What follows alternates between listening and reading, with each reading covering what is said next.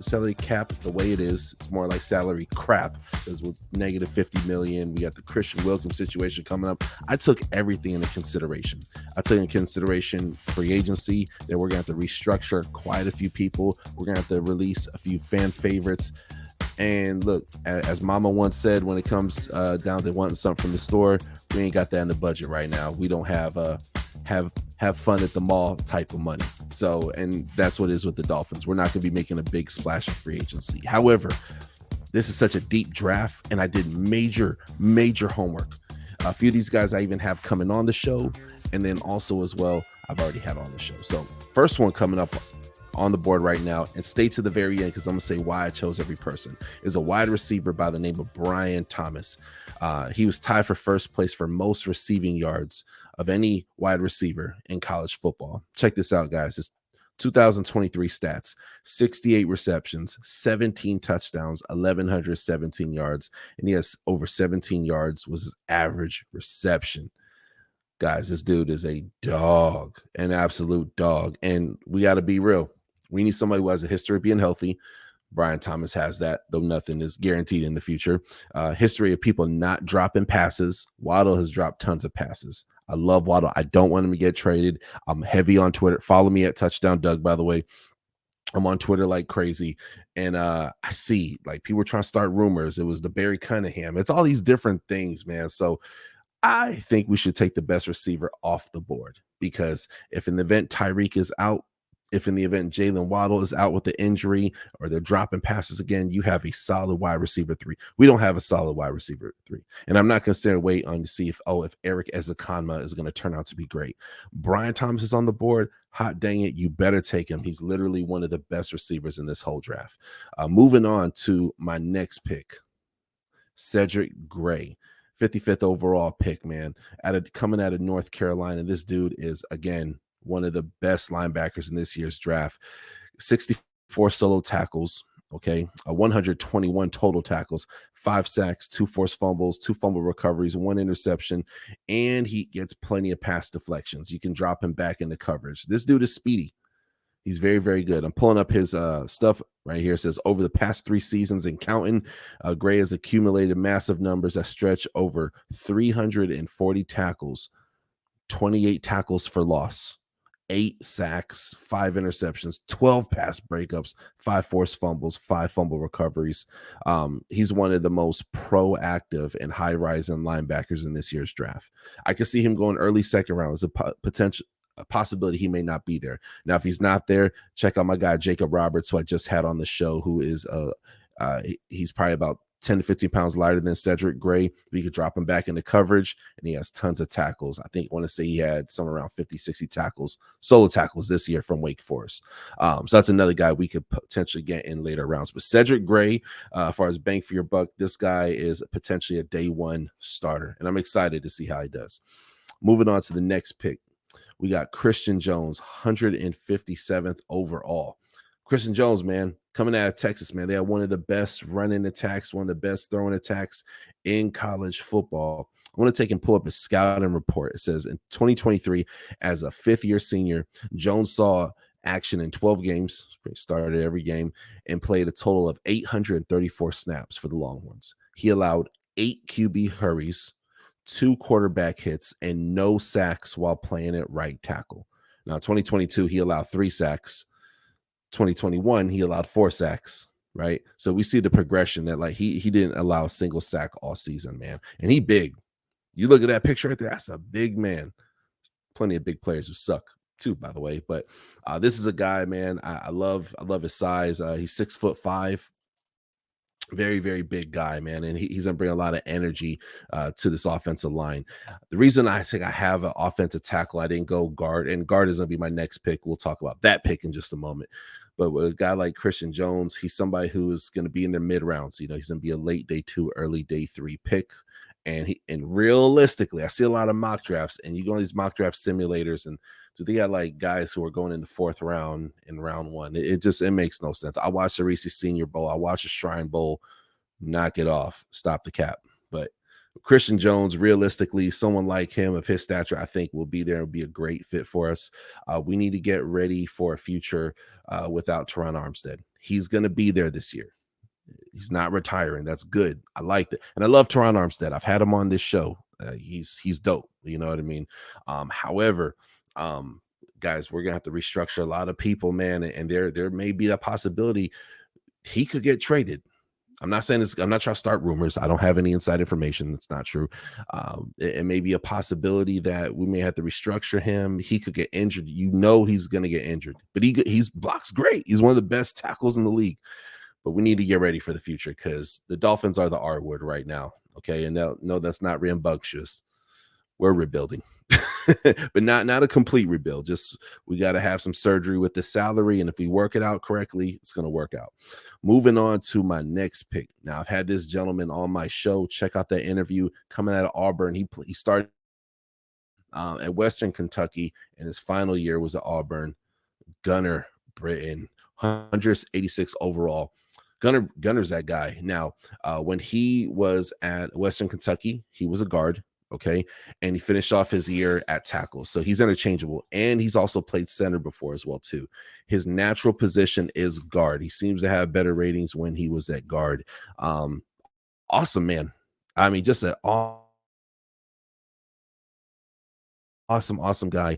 Super duper down to earth. I mean, Gunnar Britton is that guy. He's the type of guy that, dare I say, you want your daughter to marry. You know what I mean? It's all God, family, and football with this guy, right? But being a great guy don't win you games, right? So let's get into the nitty gritty, man. This guy, man, he was a starter while at Kentucky, and Western Kentucky, and when he was at the Hilltoppers, I want to mention he went up against now Seattle Seahawk Derek Hall. Went up against him, did not give up a single sack. He was one of the hottest edge rushers in all of college football last year, not the one we just had the year before that. Dude comes in with a spark, and Auburn was not all that. You know, they lost some really tough games. They had, it was like last October, they had like 4 back-to-back really tough games. But Gunnar Britton is a dog, man. He's about 6'7", around 310 pounds approximately. He's mostly muscle, man. Gets a little stiff around the hips, man, but that's I like him for guard a little more than tackle, but he can go there as well too. So if we have injuries, that's a guy you could take and move around, and he has a proven track record of being in the trenches, remaining healthy. I have Gunnar Britton getting selected by the Miami Dolphins. Okay. Now we got 2 more picks. Okay. Now at the end, I'm going to have all the picks on the screen. Also, as well, be sure to hit that subscribe button. I'm not a Dolphins YouTuber. That takes away from the other guys like Fence Tailgate, Dolphins Talk, Dolphins for Life. It takes away from those guys. But I am a Miami Dolphins fan, lifelong fan. Man. I got my Godzilla with the helmet. Man, I got one of the new fits that just took and dropped not too long ago over in Houston. Lifelong fan. So when I do these mock drafts, I do them for every single team. But when it's the Dolphins, I show a little extra sazon, a little extra love. Moving on to my next pick, guys. Now, I'm a Tua fan. I want to repeat 2 more times. I'm a Tua fan. Tua has improved. Tua has been through multiple offensive coordinators. He's also been injury prone except for last season. I hope he continues that. That's why I went back-to-back offensive linemen. That's why I threw another offensive weapon. That's why I had to get Cedric Gray. Y'all, you got to get a good defensive player with one of your first 2 picks. Come on now.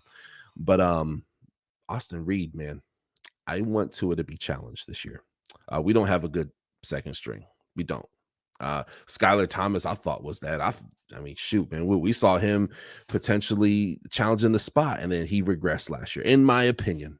I'm not behind the scenes. I don't claim to be, but a guy like Austin Reed. Let's talk about Austin Reed, guys. He is one of statistically, okay, one of the best quarterbacks in this year's draft. He's a top 5, top 6 quarterback. Now this year he had 3,300 yards, 31 touchdowns to 11 interceptions. Very good. Low interception type quarterback, can get the ball downfield. He has second string written all over him, but if in the event Tua goes down, if he has injury, we cannot lose our season. Now, one thing I like about this guy, he has a solid deep ball. No, I'm not look, Tua 9, chill out. I know I'm not disrespecting Tua's arm. It's gotten a lot better, and I'm excited to see how he looks this year. I'm rooting for him. I have a Tua jersey. Love Tua to death. He's awesome. Austin Reed. He's a guy who's definitely probably going to be there day 3. I could see him getting picked up early day 3. But I mean, I wouldn't be mad if we got this with our 4th overall pick for the Miami Dolphins, right? So Austin Reed is a great guy, great teammate. And fun fact, the previous guy who I just mentioned, Gunnar Britton, he used to block for him. So they got that little chemistry there. But last pick of the draft, man, is Kamani Vidal.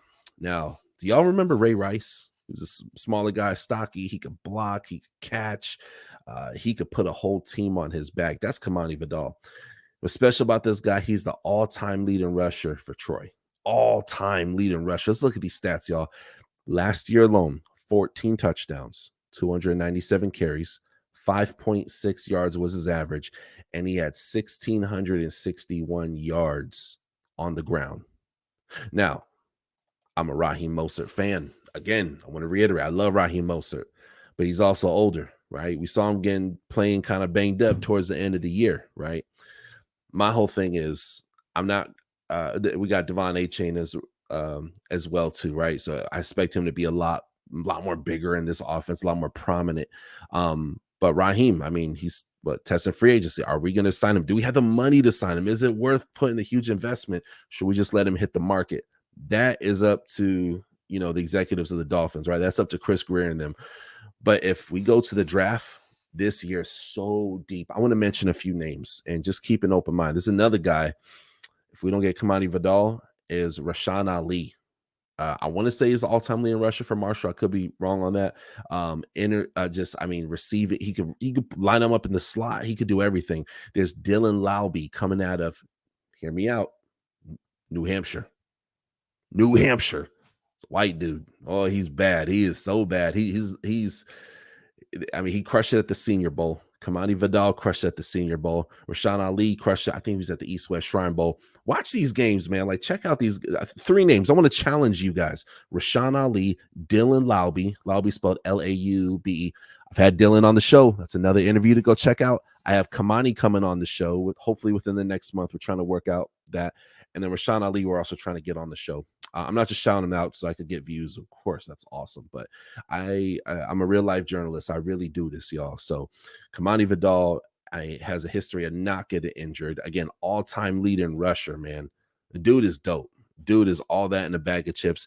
And I want to mention something. So this year he has 1,600 yards. Last year he had 1,100 yards.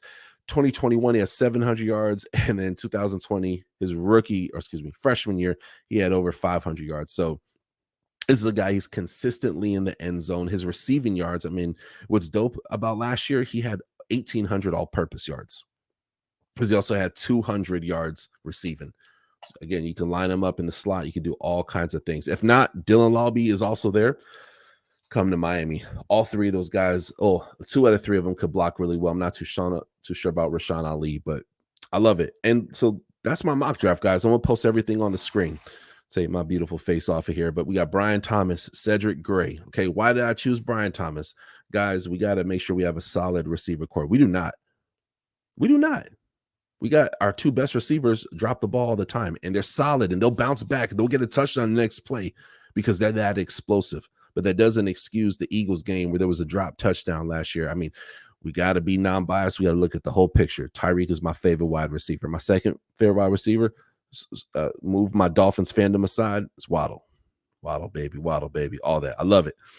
But we need a solid receiver core. If one of those guys go down, which is likely, Tyreek is getting older in football years, as I should say, we got a Brian Thomas. Cedric Gray. Okay, guys, linebacker, man. He can drop back in the coverage. We need somebody who could cover. And if you guys don't like that, we should go O-line with the 55th overall pick up Jacob Roberts from Wake Forest. So one of those guys, maybe around pick 186 or 200. They there, pick them up. Okay. 157, I got Christian Jones, man. Look, one of the better tackles in this year's draft, top 10 tackle, I would say, right? I have a feeling we're still going to pick up at least one offensive lineman, maybe a center in the draft, in free agency. Then we got Gunnar Britton, who could play all throughout the line. Okay, he could play tackle. He's listed as a guard. I think that's smart. He should stay a guard, but he could play tackle as well. And then Tua, if he goes down, he needs to feel some pressure that he could not just chill. Because if we decide not to sign him long term, we need a guy that we could at least take a look at. All right. If not, Austin Reed will just be probably a career backup. But he's worth, and he played with Bailey Zappi or Zap, whatever. from New England. They were teammates over at Western Kentucky. So Western Kentucky, I like that school because they're consistently producing quality quarterbacks. Maybe not starting quarterbacks, but very quality quarterbacks. And then, of course, I finish off with a running back. So you guys know how I do. So anywho, let me know your thoughts. I want to hear what you guys, the people at Touchdown Nation, have to take and say about this mock draft. Comment below, hit that subscribe button. This is one of the best places, one of the best places on the internet to get NFL mock draft, pre-draft, exclusive draft interviews, anything to do with the draft 5 months out of the year. This is that channel. So be sure to hit that subscribe button. Other than that, I cover all 32 NFL teams, but my favorite team is this team right here, the Miami Dolphins. Excuse a bad haircut. We'll see y'all next time on the Touchdown with Doug Smith. God bless you guys. Thank you for watching another episode of the Touchdown with Doug Smith, where we have exclusive NFL content and exclusive NFL interviews. Be sure to hit that like and that subscribe button. Follow us on social media. See you on the next one.